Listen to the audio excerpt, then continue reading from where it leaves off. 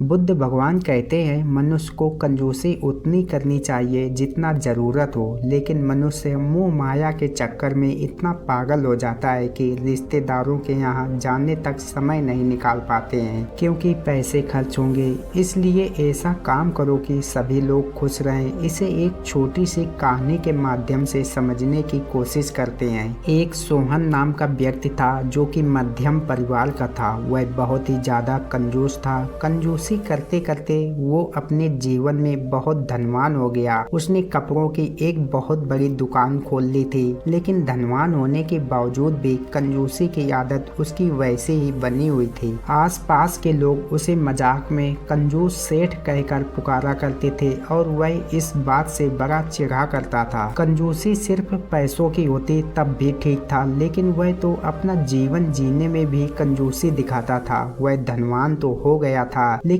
उसके घर में हमेशा कलेश रहता था क्योंकि वह सबको पैसा खर्च करने और कहीं आने जाने से रोकता टोकता रहता था। एक दिन उसकी पत्नी उससे बोली, आपके पास इतना पैसा आ गया है, लेकिन फिर भी हम लोग गरीबों की तरह जिंदगी जीते हैं। दिखाने के लिए तो हमारे पास सब कुछ है, इतना बड़ा मकान है, लेकिन फिर भी हम तो अपने मन को मार कर ही जी रहे हैं। आखिर कब आप यह कंजूसी की आदत छोड़ेंगे? सोहन बोला, जिस कंजूसी का हवाला देकर तुम लोग मुझे इतना सुनाते हो ना, आज इसी कंजूसी के बदौलत इतना सब कुछ बना पाया हूँ। पर मुझे लोगों का इतना दुख नहीं जितना दुख तुम्हारा है कि तुम्हें भी सिर्फ मेरी कंजूसी दिखती है, इसके पीछे मेरी मेहनत नहीं दिखती। पत्नी बोली, मुझे पता है आपने बहुत मेहनत की है, पैसा बचाना जरूरी है, लेकिन पैसा बचाने में और कंजूस होने में जमीन आसमान का फर्क होता है। सोहन बोला, हाँ तो ठीक है, मैं कंजूस ही सही। पत्नी बोली, आप सुबह से लेकर शाम तक बस काम ही करते रहते हो, आपने सेहत पर बिल्कुल भी ध्यान नहीं देते। आप इंसान हो या शैतान, ना आप खुद कहे जाते हो ना ही मुझे ले जाते हो। नाते रिश्तेदारों से तो आपने रिश्ता तोड़ रखा है। ऐसे में यदि कल को आपको कुछ हो गया तो हम क्या करेंगे? सोहन बोला, मुझे क्या होने वाला है, मुझे कुछ नहीं होने वाला है। नाते रिश्तेदारों की नज़र तो सिर्फ मेरे पैसों पर रहती है, फिर क्यों उनसे इतना मिलना जुलना? तुम फालतू में यह सोच सोच कर अपना और मेरा दिमाग खराब मत करो। पत्नी चिढ़ते हुए वहाँ से चली गई। एक दिन सोहन को अचानक दुकान में चक्कर आने लगे। दुकान के कर्मचारियों ने कहा, लगता है आपकी तबीयत ठीक नहीं है, यहाँ का काम हम संभाल लेंगे, आप घर चले जाइए। सोहन ने सोचा, अगर मैं घर चला गया तो मेरे धंधे का ध्यान कौन रखेगा? इसमें तो बहुत सारे पैसे हैं, इन लोगों ने पैसे चुरा लिए तो यदि कोई ग्राहक आ गया तो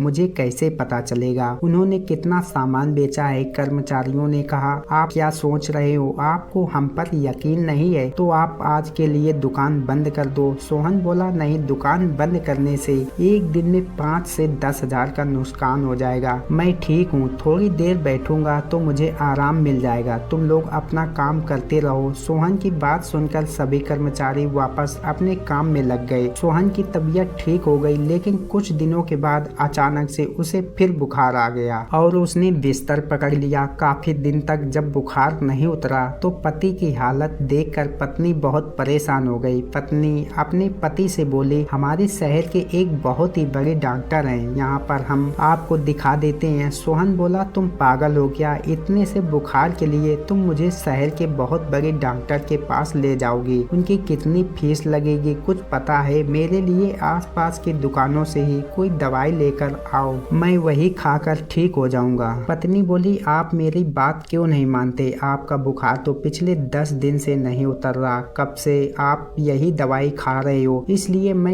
यह कह रही हूँ हम अच्छे डॉक्टर के पास चलते हैं। सोहन बोला, अरे तुम घर में रहती हो, तुम्हें क्या पता आजकल के डॉक्टर कैसे होते हैं, वह तो बस मरीज को लूटने के लिए बैठे रहते हैं कि कोई कैसे बीमार पड़े और उनका पैसा हमारे जेब में आ जाए। अगर मुझे मामूली सा बुखार भी होगा ना तो कोई लंबी चौड़ी बीमारी बताकर मुझसे पैसे ऐंठ लेंगे, इससे बेहतर है कि यही दवाई खाता रहूं। पत्नी बहुत कुछ बोलना चाहती थी, लेकिन इस वक्त सोहन की तबीयत ठीक नहीं थी, इसलिए वह चुपचाप दुकान गई और दवाई लेकर पति को खिला दी। अब सोहन ठीक हो चुका था, लेकिन उसे क्या पता था कि उसकी यह लापरवाही एक दिन उसकी जान ले लेगी। सोहन को फिर से चक्कर आए और उसने सोचा शायद ज्यादा देर तक काम करने की वजह से चक्कर आ रहे हैं। उसने अपने प्रति बहुत लापरवाही दिखाई, जिसका नतीजा यह निकला कि वह अचानक से बेहोश हो गया और कई घंटों तक होश में नहीं आया। पत्नी ने शहर के सबसे अच्छे डॉक्टर को बुलाया। सोहन के मित्र, रिश्तेदार सभी पहुंच गए। डॉक्टर ने सोहन की जांच करी और बताया कि उसे एक घातक बीमारी हो गई है और अब उसका कोई इलाज नहीं। सोहन के पास बस कुछ ही महीने हैं जीने के लिए। ऐसे सुनते ही पत्नी रोने लगी। आसपास बैठे सभी लोगों के चेहरे उतर गए। सोहन अपनी आंखें खोली तो खुद को पलंग पर पाया और उसके आसपास बहुत सारे लोग थे। उसकी तबीयत खराब थी, इसलिए वह कुछ नहीं बोल पा रहा था। वह बस सबको देख रहा था। धीरे धीरे करके सभी लोग चले गए। पत्नी बोली, मैंने आपसे कहा था ना कि आप अपनी सेहत पर ध्यान दो। देखा उसका क्या नतीजा निकला। सोहन बोला, बताओ मुझे क्या हो गया है, मेरे आसपास इतनी भीड़ क्यों थी।